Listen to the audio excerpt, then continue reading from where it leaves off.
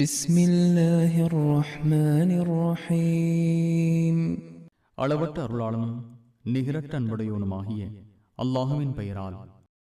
وإذ أخذنا ميثاقكم ورفعنا فوقكم الطور خذوا ما آتيناكم بقوة واسمعوا قالوا سمعنا وعصينا وأشربوا في قلوبهم العجل بكفرهم قل بئس ما يأمركم به إيمانكم إن كنتم مؤمنين.